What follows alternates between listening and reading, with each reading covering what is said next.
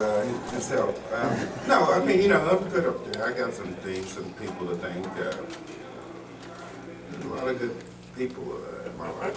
You just be a chance publicly to, acknowledge them. And that's basically what you're going to do. I got two guys that are going in there that are going to pull their weight, mine, and some more. I think Euchre and Mr. Carter got a gift to gab, and it's going to be a fun evening. Hopefully, it's not quite as hot. Hopefully, the rain stays away, and we can, have a good day up there. I can't wait now to, they got, I think, over 93% of the guys that are still living to come back to this event. So it's something special going on up there. And, I'll add to that, Eddie, there's a core group of guys who kind of lead the way up there now. Joe Morgan, Tom Seaver. They're two key ones that kind of make sure, set the tone, so to speak, for all of us other guys. And when you get there, you'll see there's a camaraderie that's unique to the Hall of Fame. The guys all have a real special thing in common. And you'll feel it when you see your plaque in that room, and when you go to that dinner, that private dinner Sunday night after you've given your speech, and you get your ring. It's a real, it's a warm and wonderful thing to be involved in. It's easy to say, pride, and it's a great honor, icing on the cake, all those things you say about the Hall of Fame, but until you get in that room with Stan Musial, and you almost feel like the guys that have passed away over the years are in that room with you. It's that kind of a feeling, and it's very special. It really is, and Eddie will know what I'm talking about even more after he goes through it. One of the things popping up now in the era of free agency is, players do play for different ball clubs, and the issue of what happened they were. Do you think the player who played the career should have the option saying what team he wanted to go in there? I'm glad I saw that film. You don't want me to say what I thought you were doing. It's something that was home. That was awesome. My dad got to sit there and watch me for 3 years, and the whole section knew. And I go out there to get ready for a ball game, and everybody's out there doing this. That was kind of special because he was a proud dad. He got to watch all that. Now, we grew up watching the Dodgers there in L.A. Knowing how my dad felt, I had a younger brother, he replaced Willie McCovey. Now, to have the Dodgers and the Giants play, he's wanting my brother to get a hit, but he wants the Dodgers to beat him. It was just that type of thing there where it was, for my brother, he was feeling the Giants. That's who he was, but my dad loved the Dodgers. I got to play there for him. It was his team. It was a thought. But whether or not to make a change, no, because nothing will ever replace my first 8 years I had here. That was awesome. The group of guys we had here. You hear people from time to time talk about family. We cared about each other. We were families together in this particular game on days off and things of this nature. That's why I couldn't done it. So you weren't No. See, I know if you talk long enough, so you can choose it. How about Mike, Eddie, you were very accommodating, say, with the media after the games. You let your bat and play, speak for yourself. That should have been enough. Do you think that hurt you as far as the recognition you get? Because you do look at the stats and the 3,000 hits and 500 homes. Only a couple other guys have done it. I think people don't realize how great you were. I think that was part of the factor. You didn't really. Doesn't bother me. The only thing I didn't dream about as a kid was the notoriety in this game, and it's the one thing. You still don't push it. It could be good or it could be bad. Me personally, sometimes I would love to go somewhere and be able to hide. Just sneak in a restaurant and just have a meal and nobody knows you're there. Guys, that said, is this whole thing, this home run contest, about letting the fans see you take a couple of cuts one more time 20 years after. They're not gonna see us get hurt. We already got our being gay in there. I mean, when I say cuts, I mean a couple of taking swings, seeing Mike Schmidt, maybe Murry, Hall of Famers on the field again. I mean, you feel that that's maybe what this tournament is about? Yeah, that's exactly what it's about. Probably not about anything other than that, you know, it's a little pregame ceremony. Tomorrow will be the same kind of thing. We'll see all the old guys that played in the '83 series, and I mean old.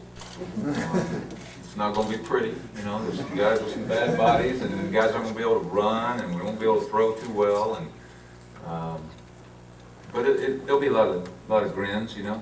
It'll be a lot of fun being out there. There'll be a lot of good plays or diving for the ball, or you're not going to see anything that reminds you of the '83 series, that's for sure. It's going to be a nostalgic thing, I guess that's the best way to put it. And the game needs stuff like that. And if somebody did stay in shape, we gotta get them to sign waivers, no breaking balls, and things of that nature. I mean, you don't strike anybody out in this game.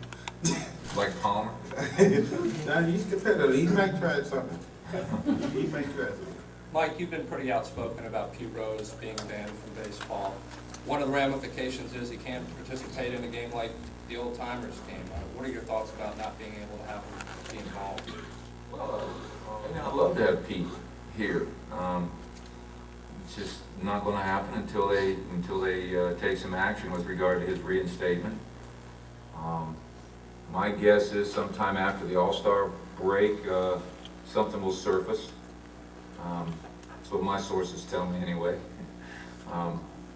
I can't say much about it other than that. It's been on the commissioner's plate for since November. And some things have cropped up for Pete personally, and some things have happened in the game that have taken precedence over the issue of Pete Rose. Before this season's over, on the long end, and probably 2 weeks to a month after the All-Star game on the short end, I think Pete Rose's reinstatement will be acted upon. That's just my impression. It's been talked about for such a long time, and then, like you said, it got put on the back burner for a while, but now you think it's going to get done. Yeah, you know, the hard thing about it is Pete Rose coming to an event like this always, and Pete understands it, but unfortunately, if he ever does get reinstated, sooner or later, we're all going to have to get used to having him around. But his entrance, you know, his first entrance everywhere he goes, everything he attends is all going to be a bigger issue than the actual event. I mean, obviously, if Pete Rose were here right now, y'all would probably be having a press conference with Pete Rose. And he realizes that, and that's one of the unfortunate things about it. It would become a bigger issue than the actual event itself. And that's goes along with his territory, the whole thing. And hopefully, once he gets reinstated, a year will go by, and everybody will be kind of used, as I said, to seeing Pete. One more question. Eddie, could you talk a little bit about, '83? Rick Dempsey's the MVP of the World Series. You got so many role players, Lenny Sakata and Lowenstein, Renicky. Has that kind of just made that special? Is that something that you just won't see much anymore? Different guys doing, just making up the whole picture. That was an unusual mix because I think the way Joe worded it, it mixed, it matched. The role players. They got time to play, and that's awesome for a guy that's not a starter on a day-in and day-out basis, is to get time, to the point of where you can be productive. And that's what happened. Our guys, we went out there and we played, we worked. The thing I missed most about, like I said, about those first 8 years was actually practice. I mean, Earl had his little saying, we're going to stay here until we get it right. And his thing was, and that was defensively, the first thing we do was pick up the glove. We were going to do that right until, he was satisfied that we were doing it right. If not, he said guys would stay after the hit, which was true. You didn't see too many of them staying after the field ground balls and things. And, and that's what really brought you together, is to have plays made. You didn't necessarily, as a player, I think you want the ball hit to you. But we didn't mind who the ball was hit to. Like I said, you go back and you look at the play Doug DeSensei made on Nana. That was just an unbelievable play. But that's what we're talking about. We're just going to get it done. And that defensive mentality, you know, probably brought us more and more together, because if you didn't do that play 100%, you know, Roach just might say, well, that's another 10 more we're gonna have to do, you know. So in other words, we all put our efforts into that, and, you know, it somehow had a tendency, I think, to gel us. Thanks, everyone. I want to remind you, Darren Dalton will be teaming with Mike Schmidt tonight. Rick Dempsey will be teaming with Eddie Murray. This is a charity event. Money raised through their efforts tonight will go to Eddie Murray's foundation on behalf of kidney dialysis, and Mike Schmidt's foundation on behalf of autistic children. Hopefully we find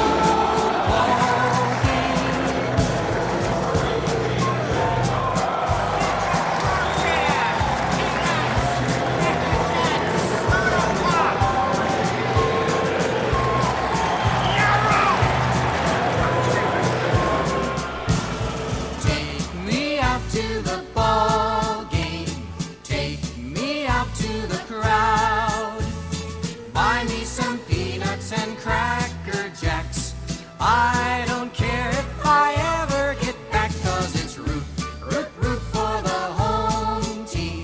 If they don't win, it's a shame. For it's 1, 2, 3 strikes, you're out at the old